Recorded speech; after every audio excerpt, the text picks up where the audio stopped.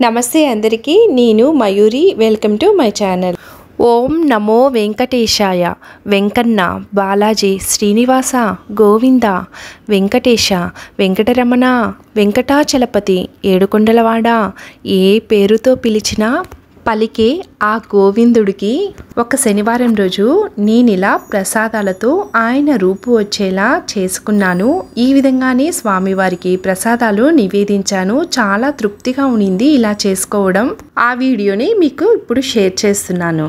మనసు బాగోకపోతేనో ఆరోగ్యం బాగాలేకపోతేనో లేదా ఏదైనా పని ప్రారంభించే ముందు మనం కూడా ఖచ్చితంగా శ్రీనివాసునికి పూజ చేసుకుంటాం ఏదో ఒక శనివారం.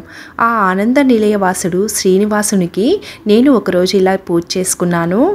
వెంకటేశ్వర స్వామికి ప్రత్యేకంగా శనివారం పూజ చేసుకున్నప్పుడు పిండి దీపారాధన మాత్రమే చేసి పొంగలి ప్రసాదంగా పెట్టుకునేదాన్ని. ఈసారి రైస్తో రకరకాల రైస్ వెరైటీస్ చేసి దానితోనే ఆయన రూపు వచ్చేలా తయారు చేసుకున్నాను. ఇలా తమిళనాడులో ప్రోటాసి మాసం అప్పుడు చేస్తారు. ఆ వీడియో ఒకటి చూసిన తర్వాత నాకు అలా చేసుకోవాలనిపించింది. అందుకోసం పెద్ద అరిటాకును తీసుకొని దానిలో ఫస్ట్ చింతపండుతో చేసిన పులిహోరని ఆయన కిరీటం వచ్చేలా అరేంజ్ చేసుకున్నాను.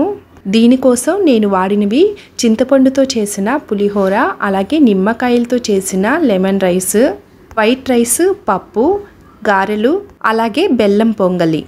ఆయన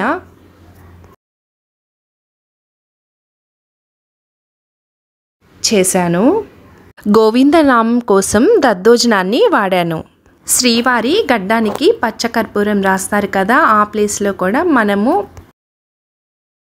చింతపండుతో చేసిన పులిహోరని ఇలా స్వామివారి కిరీట భాగం వచ్చేలా అరేంజ్ చేసుకున్న తర్వాత ఇప్పుడు లెమన్ రైస్తో స్వామివారి ముఖాన్ని ఊహించుకుంటూ రైస్తో అరేంజ్ చేద్దాము. అలాగే రైస్లో వచ్చిన కరివేపాకు, ఎండుమిర్చి అలాంటి వాటినన్నిటినీ తీసేస్తున్నాను. ఇవి ఉంటే స్వామివారి కళ్ళు, ముక్కు అవి మనకి సరిగ్గా కనిపించవు కదా, అందుకని ప్లెయిన్గా ఉండే రైస్ను మాత్రమే స్వామివారి రూపం చేయడానికి వాడుతున్నాను.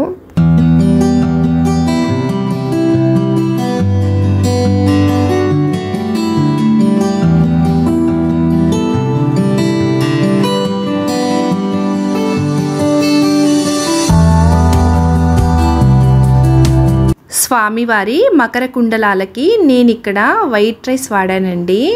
మీరు దీనికి కొబ్బరన్నాన్ని కూడా యూస్ చేసుకోవచ్చు, లేదా దద్దోజనాన్ని ఇక్కడ కూడా వాడేసేయచ్చు. వెంకటేశ్వర స్వామికి సాటర్డే ఏదైనా స్పెషల్గా పూజ చేసుకోవాలనుకున్నప్పుడు పిండి దీపారాధనతో పాటు ఆఫ్టర్నూన్ వరకు ఉపవాసం ఉండి వైట్ రైస్ని, పప్పుని స్వామివారికి నైవేద్యంగా సమర్పించడమే నా అలవాటు. దాంతోపాటు తులసిమాల ఖచ్చితంగా ఉంటుంది. సాటర్డే అయితే కొబ్బరికాయ కొట్టే అలవాటు ఉండేది. ఇలా చేస్తున్నాను కదా, అందుకని నేను చేసే పప్పుని, వైట్ రైస్ని యాడ్ చేయాలనిపించి మాత్రమే నేను స్వామివారి మకర కుండలాలకి వైట్ రైస్, పప్పు వచ్చేలా చూశాను. మీరు దీనికోసం దద్దోజనాన్ని లేదా కొబ్బరి రైస్నైనా వాడుకోవచ్చు కలర్ డిఫరెన్స్ కోసం. స్వామివారి నామం కోసం కూడా వైట్ రైస్ని కూడా యూస్ చేసుకోవచ్చు మనం.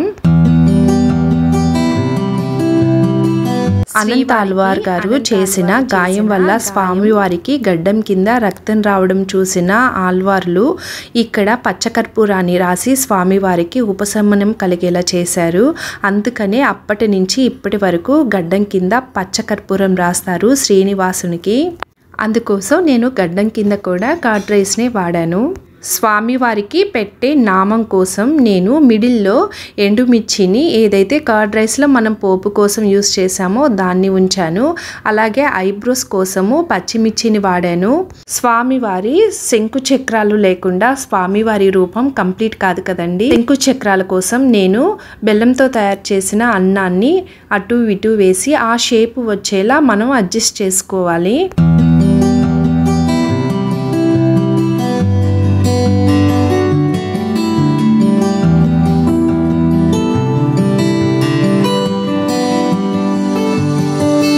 నేను ఇంతకు ముందే చెప్పాను కదండి, వైట్ రైస్ని, పప్పుని స్వామివారికి నివేదన చేయడం నాకు అలవాటని. అందుకని ఆ మకర కుండలాలకి కిందగా వచ్చేలా పప్పుని కొంచెం అలా పెడుతున్నాను.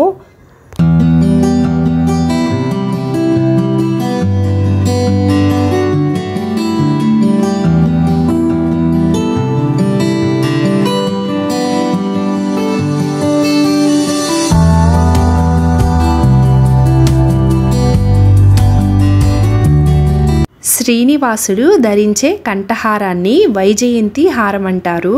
ఆ హారం యొక్క రూపు కోసం నేను ఇక్కడ శనగ గుగ్గిళ్ళని యూస్ చేశాను.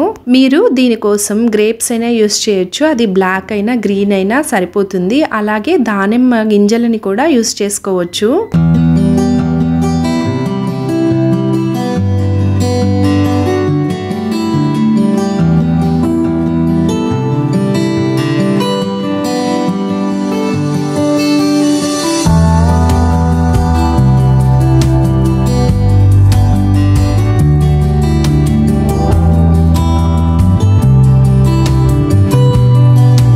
చివరగా గారెలతో స్వామివారి రూపుని కంప్లీట్ చేసేలా ఇలా అలంకరించుకున్నాను. దానితో పాటు స్వామివారి ప్రసాదంగా వడపప్పుని, చలివిడిని, తాంబూలాన్ని సమర్పించిన తర్వాత హారతితో నా పూజ పూర్తి చేసుకొని స్వామివారికి నివేదన చేసి కాసేపు ఆగిన తర్వాత వాటిని ప్రసాదంగా స్వీకరించి మా ఉపవాసాన్ని పూర్తి చేశాము. చూశారు కదా కంప్లీట్గా ఎంత అందంగా ఉందో.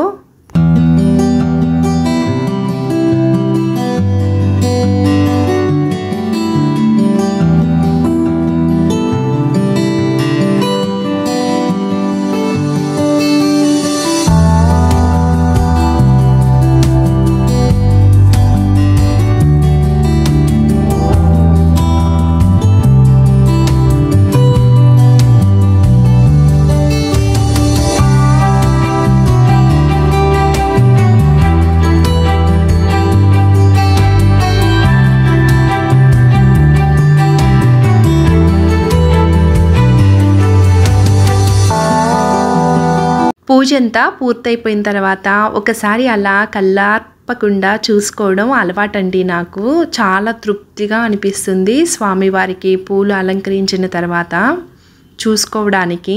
కంప్లీట్గా మీకు కూడా చూపిస్తున్నాను. అన్ని పటాలకి పూలు అలంకరించి వెంకటేశ్వర స్వామి పటానికి తులసిమాల అలంకరించిన తర్వాత ఎంత నిండుగా ఉంటుందో పూజ గది చూడడానికి. ఈ వీడియో నచ్చినట్లయితే ప్లీజ్ లైక్ చేయండి. నా ఓల్డ్ వీడియోస్ కూడా ఒకసారి చూసి ఛానల్ పేజ్ నచ్చినట్లయితే సబ్స్క్రైబ్ చేయడం మాత్రం మర్చిపోవద్దు. ఇలాంటి మంచి మంచి వీడియోస్ వస్తూనే ఉంటాయండి. ఎస్పెషల్లీ టెంపుల్ విజిట్స్ గురించి కూడా.